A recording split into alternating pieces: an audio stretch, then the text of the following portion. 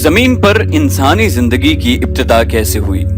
ये सवाल ऐसा है कि साइंस इसका दुरुस्त जवाब देने में आज भी तजब्जुब का शिकार है। साइंस आंखों देखे और इंसानी हिस्सियात से महसूस किए जाने वाले तजुर्बाती हकायक पर यकीन रखती है, लेकिन ये भी हकीकत है कि अपनी तमाम तर एहतियात के बावजूद साइंस को कुछ ही अरसे बाद अपने ही बनाए हुए नजरियात और कवानीन बदलने पड़ते हैं। साइंस के मुताबिक आज से कई हजार सदियां पहले सारी कायनात एक आग का गोला थी। फिर एक बहुत बड़ा धमाका हुआ जिसे बिग बैंग कहा जाता है। इस धमाके के नतीजे में बहुत से सैयारे और सितारे वजूद में आए। जमीन भी इसी धमाके के बिखरे हुए टुकड़ों में से एक टुकड़ा है, जिसने सूरज के गिर्द गर्दिश शुरू कर दी और वक्त के साथ साथ जमीन ठंडी होती गई और इस पर जिंदगी का ज़हूर हुआ।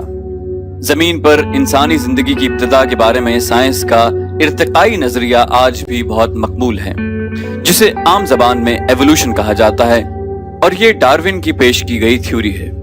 डार्विन ने कहा था कि इंसान पहले बंदर था और फिर बंदर से वो सदियों के इर्तिकाई अमल के बाद इंसान बन गया। हालांकि ये नजरिया काफी मजे का खेज है, क्योंकि अगर इंसान बंदर से इंसान बना तो जो आजकल बंदर हम देखते हैं वो क्यों वक्त के साथ साथ इंसान नहीं बन गए? और अगर सदियों पहले वाले बंदर इर्तिकाई अमल से इंसान बन गए तो क्या खबर जो आजकल बंदर हम देख रहे हैं ये भी आने वाली सदियों में इंसान बन जाएं? इनमें से कोई बंदर जॉर्ज वॉशिंगटन बने, कोई जॉर्ज डब्ल्यू बुश। और सबसे अहम सवाल वो ये कि ये इर्तिकाई अमल सिर्फ बंदरों में ही क्यों हुआ? जिस वक्त इर्तिकाई अमल के जरिए इंसान बन रहे थे उस वक्त गधे, मछलियां और हाथी वगैरह क्या कर रहे थे? उनको भी तो थोड़ी बहुत तरक्की करके कुछ और बन जाना चाहिए था। सदियों पहले का हाथी आज भी हाथी है, जबकि बंदर बकौल डार्विन इर्तिकाई तरक्की करके इंसान बन गया। हाल में ही एक अमेरिकी इकोलॉजिस्ट डॉक्टर एलिस सिल्वर ने अपनी नई तहकीकाती किताब में जमीन पर इंसानी जिंदगी की शुरुआत के बारे में चौंका देने वाले इंकशाफात किए हैं। दोस्तों, इससे पहले कि हम आगे बढ़ें, हम आपसे गुजारिश करेंगे कि अगर आपने अभी तक हमारे चैनल को सब्सक्राइब नहीं किया तो इसे सब्सक्राइब कीजिए और वीडियो पसंद आने की सूरत में इसे लाइक और शेयर करना मत भूलिए, और साथ साथ कमेंट करके हमें बताइए कि आपको हमारी वीडियो कैसी लगी।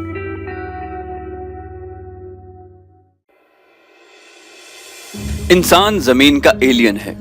डॉक्टर एलिस सिल्वर ने अपनी किताब ह्यूमंस आर नॉट फ्रॉम अर्थ में तहलका खेज दावा किया है कि इंसान इस सैयारे जमीन का असल रिहायशी नहीं है, बल्कि इसे किसी दूसरे सैयारे पर तख्लीक किया गया और किसी वजह से इसे इसके असल सैयारे से इसके मौजूदा रिहायशी सैयारे यानी जमीन पर भेज दिया गया या फेंक दिया गया।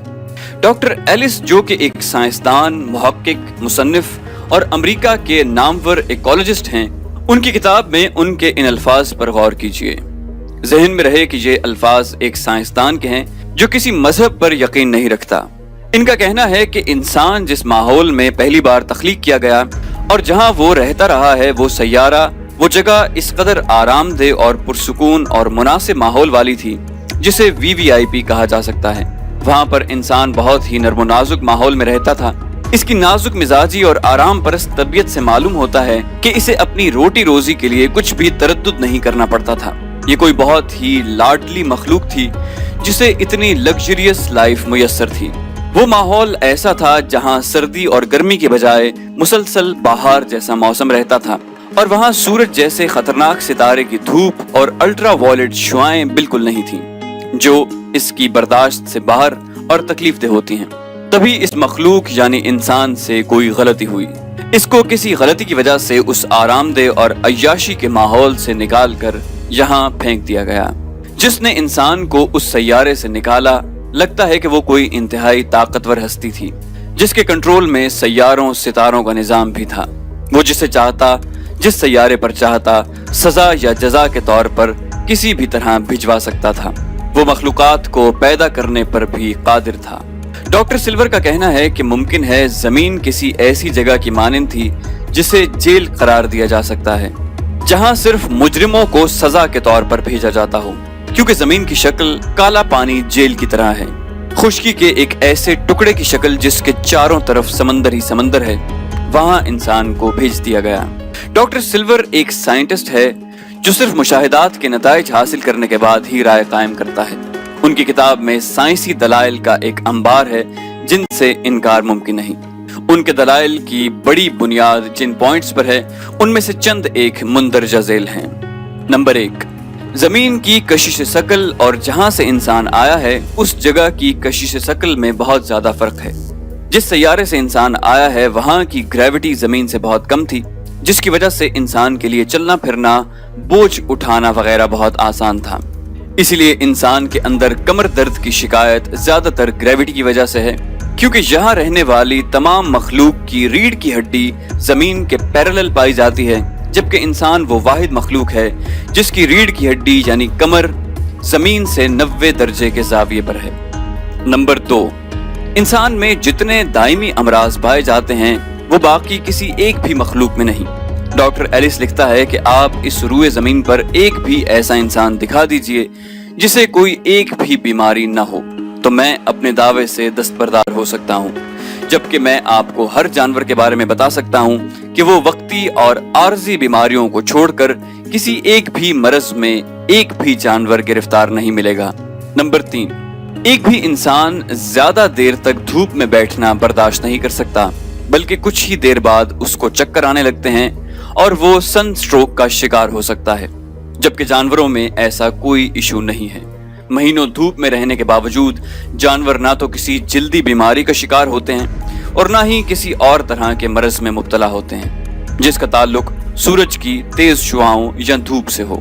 نمبر 4، ہر انسان یہی محسوس کرتا ہے اور ہر وقت اسے احساس رہتا ہے کہ اس کا گھر اس سیارے پر نہیں۔ کبھی کبھی اس پر بلا وجہ ایسی اداسی طاری ہو جاتی ہے جیسی کسی پردیس میں رہنے والے پر ہوتی ہے، چاہے وہ بے شک اپنے گھر میں اپنے قریبی خونی رشتہ داروں کے پاس ہی کیوں نہ بیٹھا ہو۔ نمبر 5، زمین پر رہنے والی تمام مخلوقات کا ٹیمپریچر آٹومیٹک طریقے سے ہر سیکنڈ کے بعد ریگولیٹ ہوتا رہتا ہے، یعنی اگر سخت اور تیز دھوپ ہے تو ان کے جسم کا درجہ حرارت خودکار طریقے سے ریگولیٹ ہو جائے گا، جبکہ اسی وقت اگر بادل آ جاتے ہیں تو ان کے جسم کا ٹیمپریچر سائے کے مطابق ہو جائے گا، جبکہ انسان کا ایسا کوئی سسٹم نہیں، بلکہ انسان بدلتے موسم اور ماحول کے ساتھ بیمار ہونے لگتا ہے۔ موسمی بخار کا لفظ صرف انسانوں میں ہی پایا جاتا ہے۔ نمبر 6، انسان اس سیارے پر پائے جانے والے دوسرے جانداروں سے بہت مختلف ہے۔ اس کا ڈی این اے اور جینز کی تعداد اس سیارے زمین پر پائے جانے والے دوسرے تمام جانداروں سے بہت مختلف اور کہیں زیادہ ہے۔ نمبر 7، زمین کے اصل رہائشی یعنی جانوروں کو اپنی غذا حاصل کرنا اور اسے کھانا مشکل نہیں، وہ ہر غذا ڈائریکٹ کھاتے ہیں، جبکہ انسان کو اپنی غذا کے چند لقمے حاصل کرنے کے لیے ہزاروں جتن کرنے پڑتے ہیں۔ پہلے چیزوں کو پکا کر نرم کرنا پڑتا ہے، پھر اس کے معدے اور جسم کے مطابق وہ غذا استعمال کے قابل ہوتی ہے۔ اس سے بھی ظاہر ہوتا ہے کہ انسان زمین کا رہنے والا نہیں ہے۔ جب یہ اپنے اصل سیارے پر تھا تو وہاں اسے کھانا پکانے کا جھنجٹ نہیں اٹھانا پڑتا تھا، بلکہ ہر چیز کو ڈائریکٹ غذا کے لیے استعمال کیا جا سکتا تھا۔ مزید یہ کہ یہ اکیلا 2 پاؤں پر چلنے والا ہے، جو اس کے یہاں ایلین ہونے کی نشانی ہے۔ نمبر 8، انسان کو زمین پر رہنے کے لیے بہت نرم و گداز بستر کی ضرورت ہوتی ہے، جبکہ زمین کے اصل باسیوں یعنی جانوروں کو اس طرح کے نرم بستر کی ضرورت نہیں ہوتی۔ یہ اس چیز کی علامت ہے کہ انسان کے اصل سیارے پر سونے اور آرام کرنے کی جگہ انتہائی نرم و نازک تھی، جو اس کے جسم کی نازکی کے مطابق تھی۔ نمبر 9، انسان زمین کے سب باسیوں سے بالکل الگ ہے، لہٰذا یہ یہاں پہ کسی بھی جانور، بندر یا چمپینزی وغیرہ کی ارتقائی شکل نہیں ہے، بلکہ اسے کسی اور سیارے سے زمین پر کوئی اور مخلوق لا کر پھینک گئی ہے۔ انسان کو جس اصل سیارے پر تخلیق کیا گیا تھا وہاں زمین جیسا ماحول نہیں تھا۔ اس کی نرم و نازک جلد جو زمین کے سورج کی دھوپ میں جھلس کر سیاہ ہو جاتی ہے، اس کے پیدائشی سیارے کے مطابق بالکل مناسب بنائی گئی تھی۔ یہ اتنا نازک مزاج تھا کہ زمین پر آنے کے بعد بھی اپنی نازک مزاجی کے مطابق ماحول پیدا کرنے کی کوشش میں رہتا ہے۔ جس طرح اسے اپنے سیارے پر آرام دہ اور پرتعیش بستر پر سونے کی عادت تھی، وہ زمین پر آنے کے بعد بھی اسی کے لیے اب بھی کوشش کرتا ہے کہ زیادہ سے زیادہ آرام دہ زندگی گزار سکے۔ جیسے خوبصورت، قیمتی اور مضبوط محلات، مکانات اسے وہاں اس کے ماں باپ کو میسر تھے، وہ اب بھی انہی جیسے بنانے کی کوشش کرتا ہے، جبکہ باقی سب جانور اور مخلوقات اس سے بے نیاز ہیں۔ یہاں زمین کی مخلوقات عقل سے عاری ہیں، جن کو اچھا سوچنے کی توفیق ہے نہ اچھا رہنے کی۔ انسان بھی اس سخت ماحول میں رہ کر سخت مزاج ہو گیا ہے، جبکہ اس کی اصل محبت فنون لطیفہ اور امن و سکون کی زندگی تھی۔ یہ ایک ایسا قیدی ہے جسے سزا کے طور پر 3rd کلاس سیارے پر بھیج دیا گیا تاکہ اپنی سزا کا دورانیہ گزار کر واپس آ سکے۔ ڈاکٹر ایلس کا کہنا ہے کہ انسان کی عقل و شعور اور ترقی سے اندازہ ہوتا ہے کہ اس ایلین کے والدین کو اپنے سیارے سے زمین پر آئے ہوئے کچھ زیادہ وقت نہیں گزرا، ابھی کچھ ہزار سال ہی گزرے ہیں۔ یہ ابھی اپنی زندگی کو اپنے پرانے سیارے کی طرح لگژریس بنانے کے لیے بھرپور کوشش کر رہا ہے۔ کبھی گاڑیاں ایجاد کرتا ہے، کبھی موبائل فون، کیونکہ اگر اسے آئے ہوئے چند لاکھ سال بھی گزرے ہوتے تو یہ جو آج ایجادات نظر آ رہی ہیں یہ ہزاروں سال پہلے وجود میں آ چکی ہوتی، کیونکہ انسان کو اللہ تعالیٰ نے اشرف المخلوقات بنایا ہے، جس کے پاس اپنی زندگی کو بہتر بنانے کی تمام تر صلاحیتیں موجود ہیں۔ ڈاکٹر ایلس سلور کی کتاب میں اس حوالے سے بہت کچھ ہے، اور سب سے بڑی بات یہ ہے کہ اس کے دلائل کو ابھی تک کوئی بھی جھوٹا ثابت نہیں کر سکا۔ یہ تمام حقائق ایک سائنسدان بیان کر رہا ہے۔ یہ کوئی کہانی نہیں بلکہ حقیقی داستان ہے جسے انسانوں کی ہر الہامی کتاب میں بالکل اسی طرح بیان کیا گیا ہے۔ اس پر تفصیل میں جانے کی ضرورت نہیں، کیونکہ ہم سبھی حضرت آدم اور حوا کے قصے کو اچھی طرح جانتے ہیں۔ سائنسدان وہ سب کہنے پر مجبور ہو گئے ہیں جو انبیاء کرام اپنی نسلوں کو بتاتے رہے تھے۔ ارتقاء کے نظریات کو ایک بہت بڑے چیلنج کا سامنا ہے۔ اب انسانوں کی سوچ کی سمت درست ہو رہی ہے۔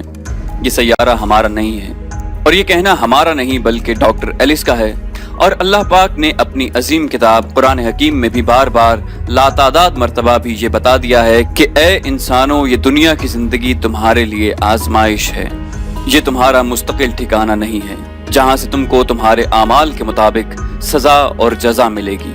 اچھے اعمال پر تم کو وہ جنت ملے گی جہاں کی زندگی انتہائی خوبصورت اور پرسکون ہے، اور وہی تمہارا اصل گھر ہے۔